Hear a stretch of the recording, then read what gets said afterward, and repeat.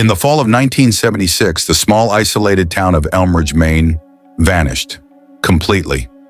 One day it was home to over 300 people, a quiet forest community with a post office, school, and general store.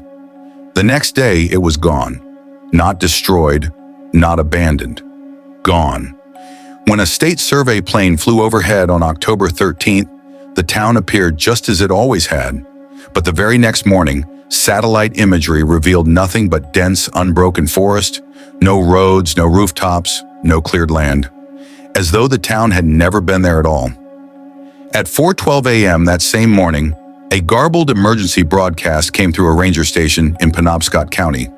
A woman's voice, panicked and distorted by static, repeated the same phrase.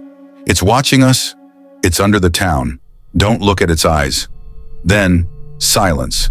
Investigators were dispatched. What they found was impossible. GPS devices malfunctioned. Compasses spun without stopping. Several search team members reported intense pressure in their heads. Others described hallucinations, shadows moving between trees, faint whispering in an unknown language. 3 members went missing. When they were found days later, miles from the search zone, they were barefoot, disoriented, and all of them had carved symbols into their own skin. Symbols no one could recognize. The only physical evidence that Elmridge ever existed surfaced 6 years later. A single deteriorated Polaroid was found inside a used bookstore in Massachusetts. It showed the Elmridge town square, but the image was blurred, warped, as if the air itself had been twisted. Analysts dismissed it as a damaged photo, but those who've seen it say there's something massive, barely visible in the haze above the rooftops, something with eyes. Officially, Elmridge was never on record. No census data, no maps. It's as if the government wiped it clean. But locals still speak in whispers. They say sometimes deep in the woods, you'll find fragments, wooden planks, rusted tools, scorched pages from old books. And if you stay too long, the whispering begins again. They say Elmridge didn't vanish. It was taken. Years passed, and Elmridge became a myth.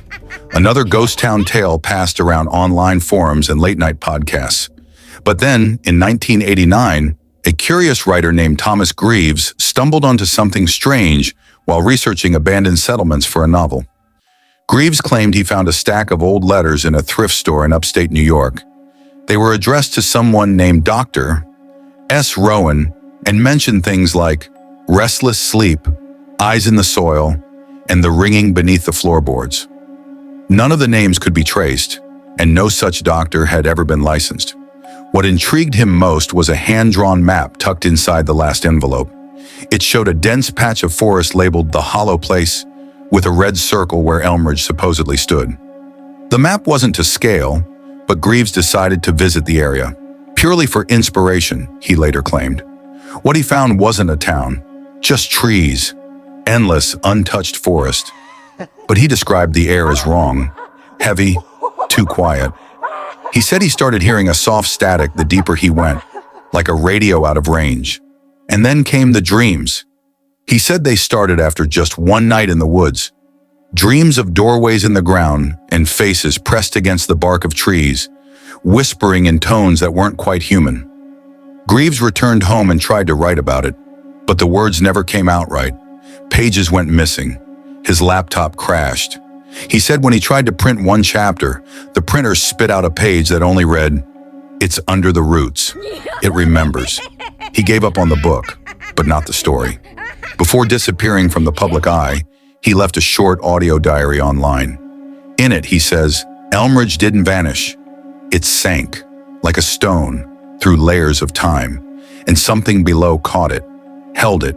Maybe it's still holding it, waiting for the next one to fall. No one's heard from him since. Most say it's just a spooky tale, a writer trying to scare his readers. But others claim if you walk deep enough into the old forests near the border of New Haven County, you'll find a clearing with no bird song, and sometimes just under the wind, you'll hear static. And if you do, turn back.